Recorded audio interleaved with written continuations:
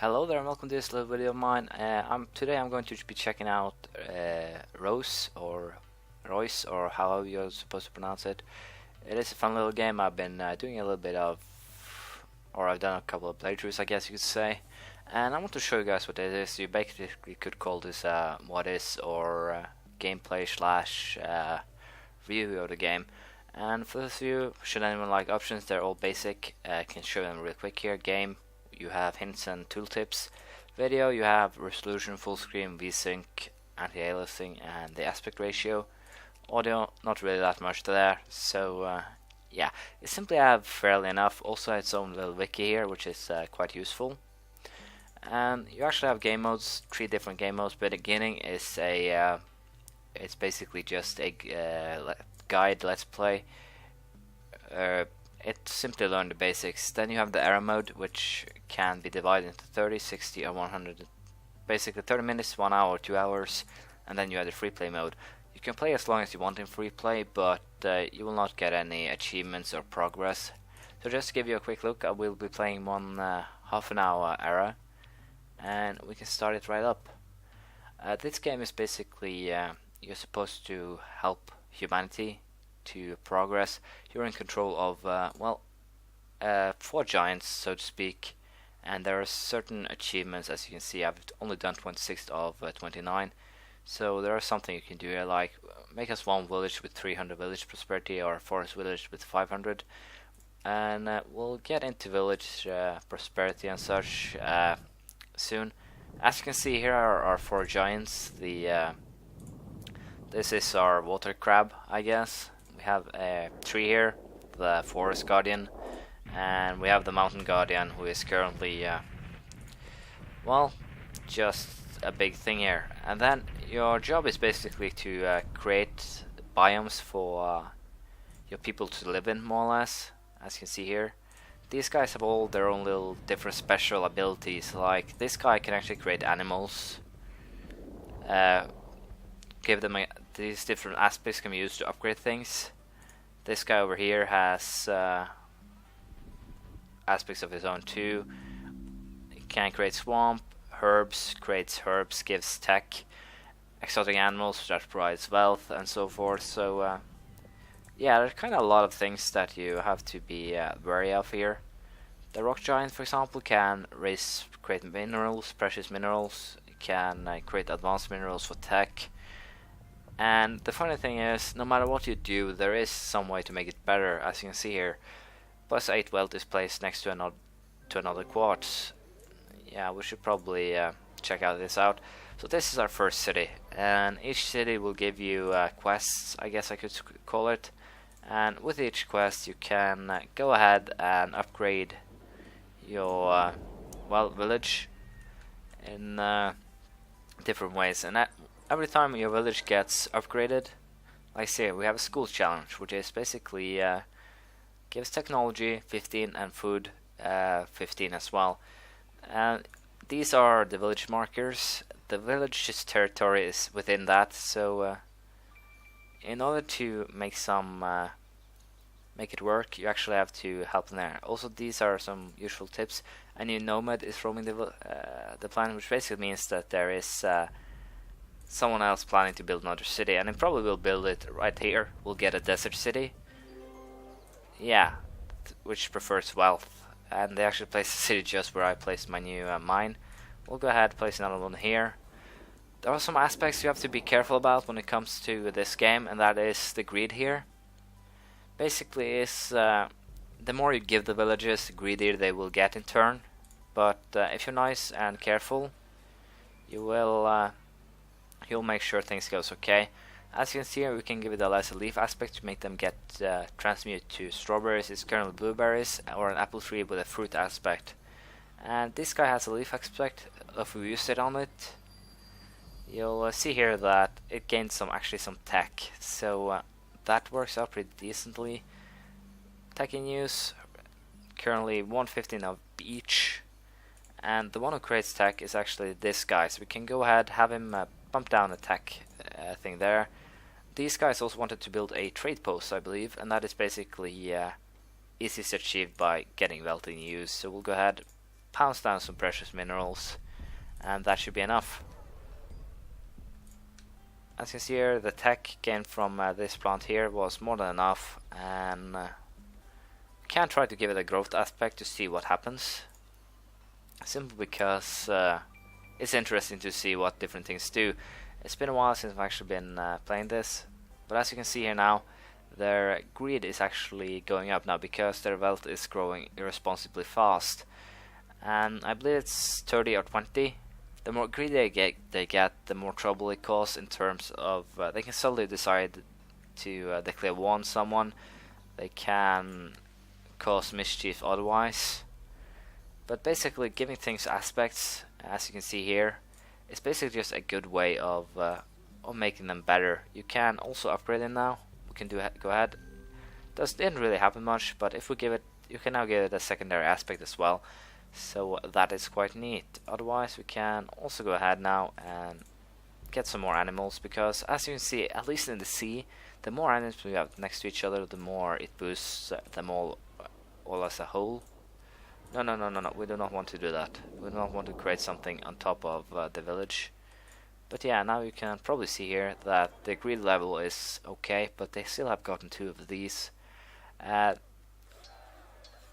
Ways to actually get rid of, as you can see, it gives us an ambassador, and depending on which giant that gets it, they unlock some kind of ability. First one, we can use them to get a hunt aspect, which basically allows them to hunt the animals. With this one, we'll get a monsoon. As you can see, it basically upgrades a lot of. It boosts some of your patches. With this guy, you get a noble aspect, which adds wealth to a mineral, and with the swamp guy, you get a predator. So I think we'll actually go with swamp guy. One way to deal with villages that want to cause mischief, let's say a greedy village that is planning to go to war, is basically by placing dangerous animals next to them, because they will not go to war if they can actually end up in trouble by doing so. And that is actually quite nice. The school is completed. Ambassador wants to join us. See here, we can probably get the fruit aspect to simply test it out so you can see how it works. If we do the fruit aspect here, and we get a greater aspect or a potent one, it's the potent one we want. No, we got a lesser one. There is only a 33% chance, as you can see, to get a potent one. So we'll have to be careful and hope for one. We'll also go ahead and make a little bit of a bigger boundary for forest. We'll also create a swamp village over here. And all in all, we'll actually see how this turns out. We'll probably have this guy pounce down some more animals, and this is basically what you want to do. You want to try and make your villages as prosperous as possible. As you know, I talked about prosperity in the beginning, and prosperity is basically the total score of your village. In this case, for this one, it has 53 of a total of, let's see what it would have here, 81. And the basic point here is to try to make a village as prosperous as possible. There are ways of doing this, but as you can see, both of these villages are kind of a little greedy. So you don't want to do it too fast, but you don't want to do it too slow either. So you'll have to find the middle ground and basically just try and make things happen as they go by. Also, this guy is pretty much just, as far as I can see, useful for creating technology. As you can see, if we give them reaction and crystal aspects, which currently I think this guy gives reaction and toxic, and then this guy gives a crystal one. You can upgrade this one to either a salt one. Salt ones are actually pretty good because they provide everything. For those of you who wonder what the awe does, it basically allows us to have a grow a bit faster without increasing greed.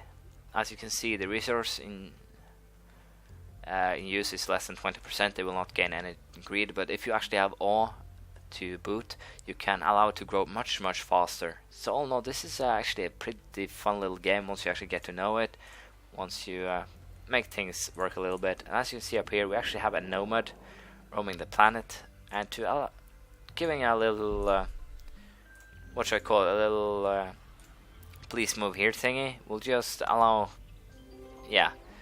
a swamp villager set, and they actually prefer to use mostly just technology. So that's basically what we will be giving them.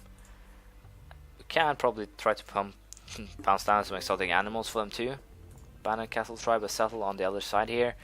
So yeah, these two will not be too prosperous, because as time passes by they will both grow slowly, but there are limits to how fast they'll actually grow.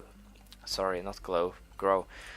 And they could get a lot of room themselves, but there are limits. So let's see, these guys want to have 30 food in use for each plant. So basically we simply have to go ahead, create a plant here, probably create another one here, and I'll probably try to force one of the villages greed up enough for them to declare war. I'll probably create another village here somewhere and have them declare war on the remaining villages, because it's a little bit fun to see how that actually turns out. We'll probably also do some experimenting with the aspects so that you can actually learn what they do. But yeah, it will be interesting to see how this turns out. But herbs are the best way to actually gain tech. That and our mountain giant here's tech bells also worked out pretty darn well. But still, it's as far as I can see the best way of doing things. As you can see here, the borders are just going westwards at a pretty decent pace, but still, see here, Ocean Giant is creating another ocean, and our Swamp Giant is still waiting to. We can go to this guy here. Currently, I'm having to plant some more fruits here as they're nearly at the maximum. Also, another nomad is roaming the planet, as you can see. These guys still need another fruit simply to grow a little bit, but here we can go ahead and try to create a apple tree, which actually gives more food when they're closer to animals. So yeah, let's see how this works out. If we create an apple tree, and then have Swampy here. Once he actually pounces down some more tech here, we'll have him put that one down there. Let's see here, this can transmute to this one, which give tech and awe, or this one giving extra technology. We'll send, as you can see, having the giants near each other so they can, well, boost each other's abilities is a pretty good thing to do, basically. As you can see, blueberry also gives a boost if it's next to apple tree, dandelion, or a strawberry. So basically, this is a dandelion, this is a blueberry. If we upgrade this one to an apple tree as well, it will boost quite considerably. And also, as you can see, the animals, exotic animals that we placed here, actually gave wealth to 5 other, and also they boosted the food from this apple tree quite well. We should probably also go ahead and create another apple tree here, more boost for food. But yeah, also we need to, these guys are doing well as well. So yeah, Mountain Giant, I have a job for you. Pounce down another mineral mine. That should boost this, yeah, as you can see, these guys actually prefer to be next to each other. And or you can place them next to a stone mine, which basically gives them some other yeah, some of the villages are getting greedy. Kind of doing this on purpose, not completely on purpose, but halfway on purpose, simply to allow you to see what actually happens when they get too greedy. These guys want to have a market. You need 120 wealth in use. Swamp Ambassador has arrived. Yeah, so we actually have 2 ambassadors now, and the fun thing is you can't actually place an ambassador on someone who already has one. So you actually need to find something that you want. Crystal aspect we can go for. What happens if I give this guy, give a seismic one? What if we give this one? We'll get a herd aspect. So we'll go ahead and do it this way. Give them the barracks. So basically these guys are getting greedy. They want war. Not really a surprise considering how things are going. Defenders of the wood. First, second, third within borders with following apple tree, pear tree, papaya, or pineapple. So yeah, we're actually doing these guys are actually doing pretty damn well. They also want to win a war, so these guys are probably the ones that I'll keep on spurring for war. They have gotten things that basically are going to boost their warmongering. And as you know, our giants get stronger and stronger, but there is one minus to this. The humans can still kill your giants, and if they do, you're unable to use them for, well, the rest of the era. So you actually need to take care of them. As you can see here, Castletown is currently going to war against these guys. Want to pick up that ambassador though. There are ways to stop this. You can have your giants, example, I can use a muck bomb to attack those guys and take them out. I can use the mountain guardians, earthquake, and I can also use create an ocean beneath them to basically make them all drown. Also, this is the only guardian that can actually heal, so it's a bit of a it's in your best interest to keep him alive, but still they will destroy each other villages without you meddling with them really. So there aren't really that much you can do to stop them once they actually start going. We'll go ahead and create another desert village. But yeah, we'll probably I'll probably show you how you can hammer these guys back into as you can see, they're starting to demand more. So if they attack my giants or start any trouble, I'll probably beat them back into submission, probably even destroy the village if I feel that is necessary. So yeah, there are a lot of choices you have. There are a lot of opportunities to make things work. And also, if you add different aspects, as I said, we'll go a little bit deeper on that. If I had a herd aspect here, no, it doesn't really help anymore. The only thing it did was give a little bit of a boost to food. What we need here is we can actually use lesser herd aspects, which gives us a parrotfish, which provides food and wealth. So see here, by doing that, we boosted this village quite a lot by giving it some parrotfish, and that's basically type within animal range for each different animal type. So basically we can do the same over here. But yeah, Swamp Giant is under attack. Here the village is actually starting to demand a little bit too much. How we can deal with this is go ahead and muck bomb them. Basically it'll hurt the village a little bit, but it should be alright. As you can see, their army is dying. They're basically just suffering right now, and we can either destroy them or we can just kill off their army every time until they're been pounced back to a submission. But as you can see, it doesn't take that much to actually make them do my bidding again, so to speak. The trade post challenge. So these guys actually want a trade post. It isn't really that difficult. They simply want to have some wealth in use, and by doing that we can probably just go ahead and give it to them straight away. Swamp Giant is once again under attack. We'll have to move him away. Let's see here. Swamp Giant, go. And the worst thing is, these guys will actually keep on following him until the end of the world. So, it's not a big army, but it will take a little while to actually destroy it. These guys will use some time to rebuild, so we shouldn't fight over here, because everything that's beneath your Guardian, when you fight, also gets hurt, so to speak. So it's wise to be careful when you want to exact vengeance, so to speak. It seems like Castletown didn't really win a war. Did these guys actually win it? Yeah, this village has actually won a war, so these little fellas here actually won it for themselves.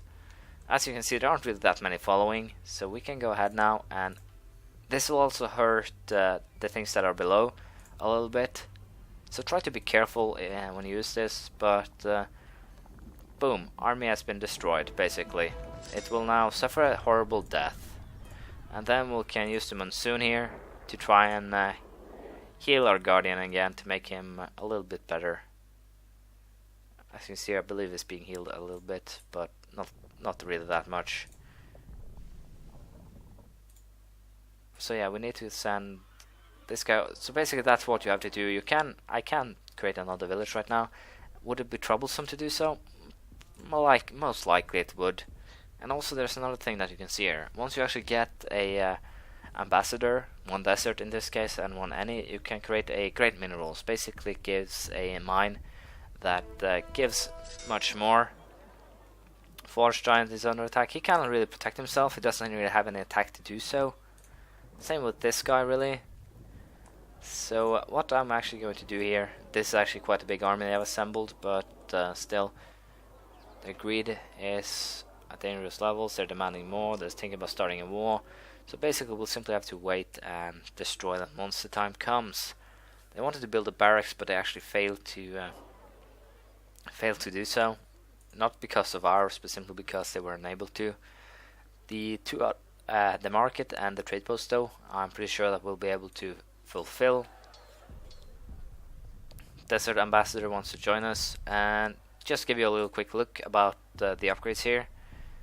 I'll get a noble aspect, which gives a boost to money, and we can also create greater mines. So once we have gotten that done, I'll show you how it works, and we'll also mud bomb these guys to the netherworld, so to speak.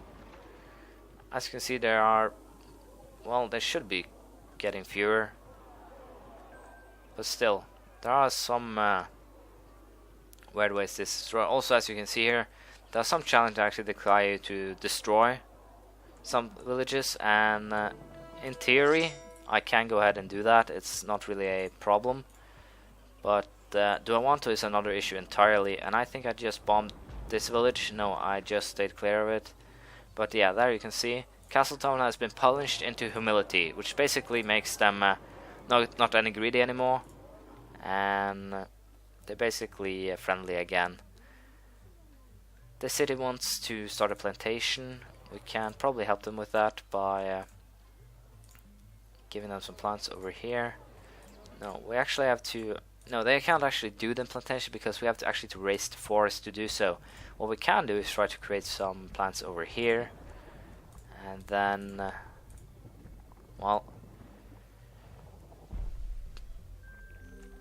yeah, it didn't really work. As you see, they died.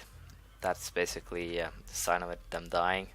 The only thing that we can do, though, is create more fishes, and we can probably go for the mad scientist simply to and destroy Firewill, but we'll have to wait until the next one is done. What I wanted really to show you was the level 2 minerals, how they differ from the level 1 ones. I believe the boost is it's just a small boost. When you do it to all the mines and such, it becomes actually quite good.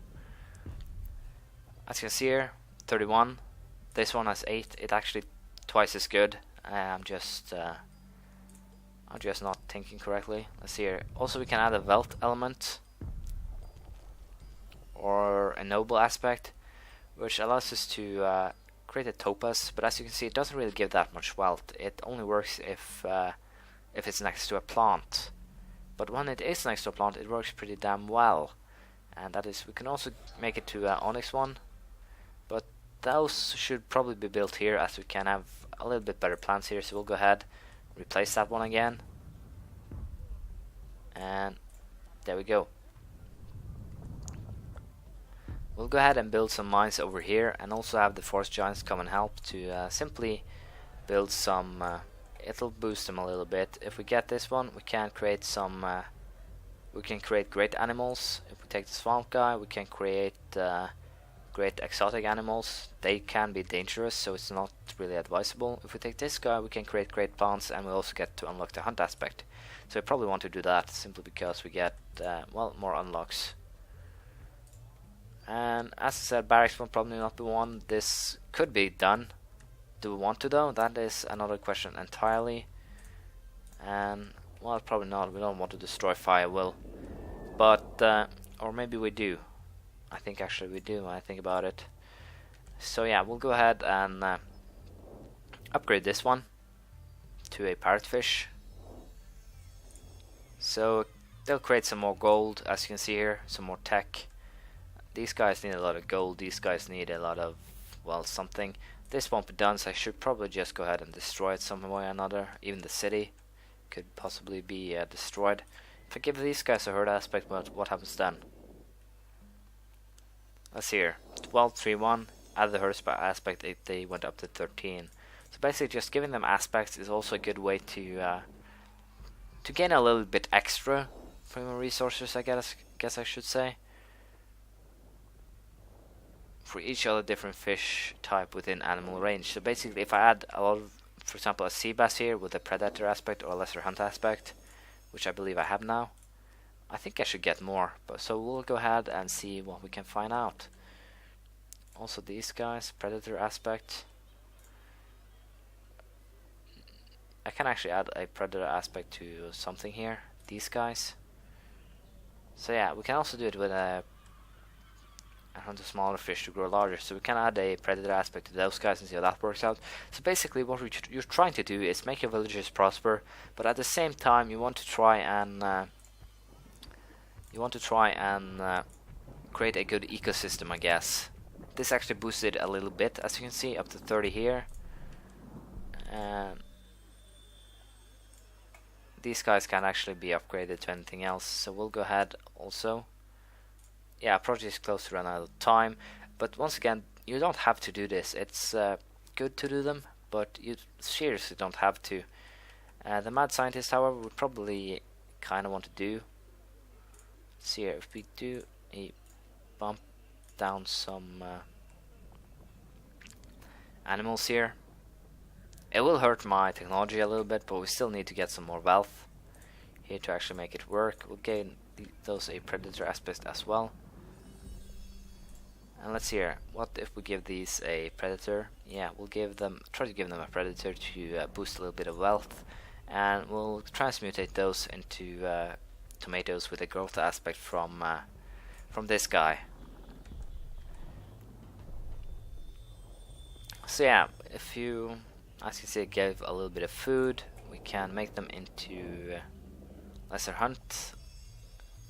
Well, we can now transmute these things into tomatoes, which basically gives a lot of food, gives a boost to everything. And as I know, I could potentially have a growth aspect. I could potentially just bounce down now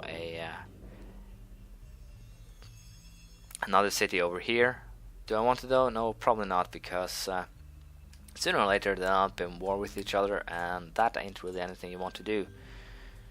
So yeah, we are at 33 here. We can also do something else here, and that is to use the swamp giant, create some animals here, use this guy and create, well, we actually want to use the swamp giant again to create some more herbs, and then we want to use exotic aspect to these animals, probably the other ones as well. Market challenge. Basically, they want to have more than 120 wealth in use, and well, we go back for a little second here. Pounce down some new, bigger mines. The reason why I want to do it a little bit slowly is, as you know, for greed. But I'm a little bit unsure here. Fire Village. We aren't really playing the Avatar right now, but still it would be fun. So yeah, Fire Village will probably end up being destroyed simply to show how it works, because we're closing into the end of this era, and basically the time I had to show you guys stuff. But basically the way you want to play this game is by trying to upgrade the villages. You can get a lot of village prosperity. Here's all the prosperity that I believe I have 5 villages now. Share 831. Not really that great, but not really that bad either. There are some specific challenges, like create a village that only hunts, create a village that only lives on green food, so to speak, and so forth. So there are a lot of interesting. Iguana, give some gold.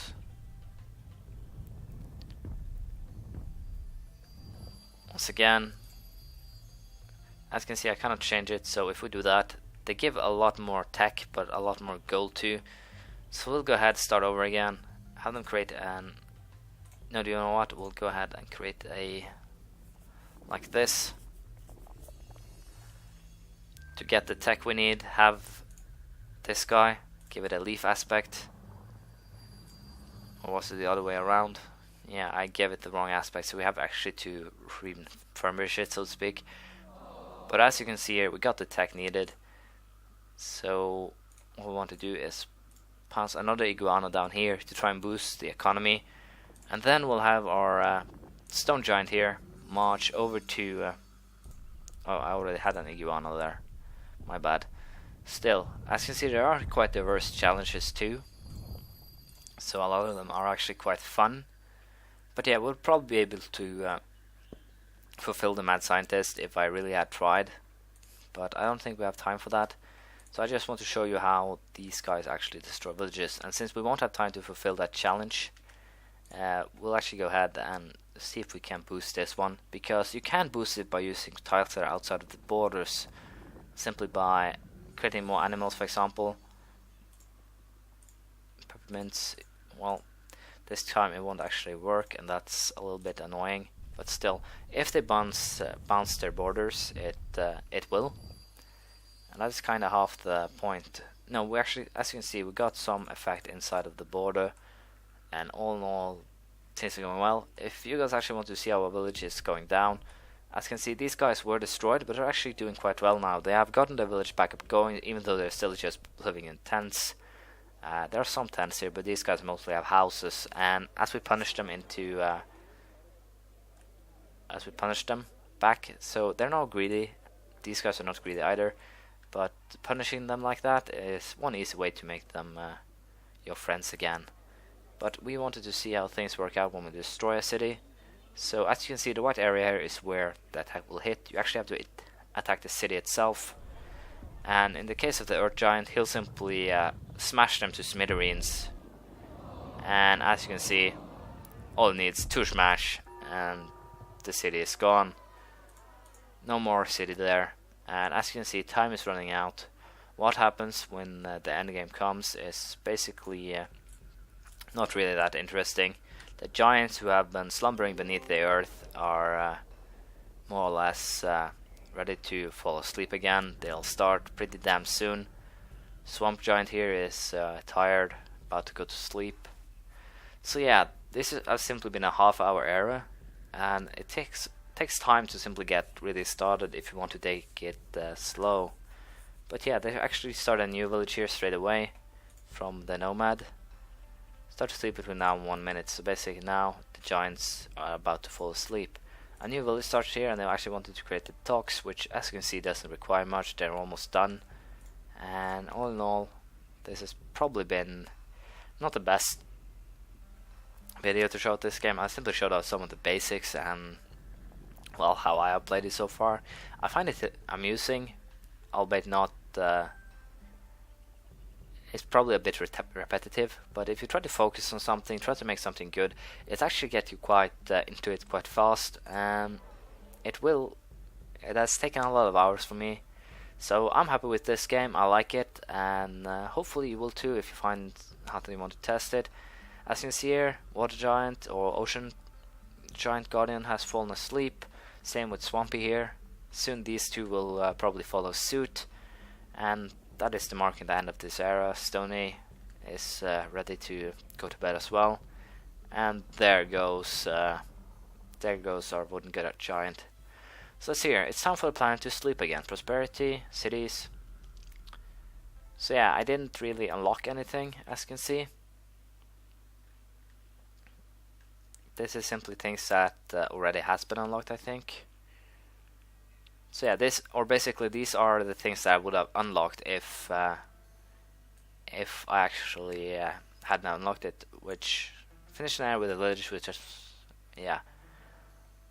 Basically, these are some of the easiest ones, and it's quite fun. With that, we're done. You can always start a new game. If you really want to test this out, you can always go free play and create an area whatever you want. 2-hour era allows you to basically create cities with 1,000 prosperity or more. So it's worth checking out, but you mostly will have to focus on that one. So hopefully it's been a fun little, what is, gameplay wise. So hopefully you found this game interesting and would like to try it yourself. If not, well, too bad. Sorry I did a bad job. And hopefully you did like this, and hopefully I'll see you around next time I make a video. Bye.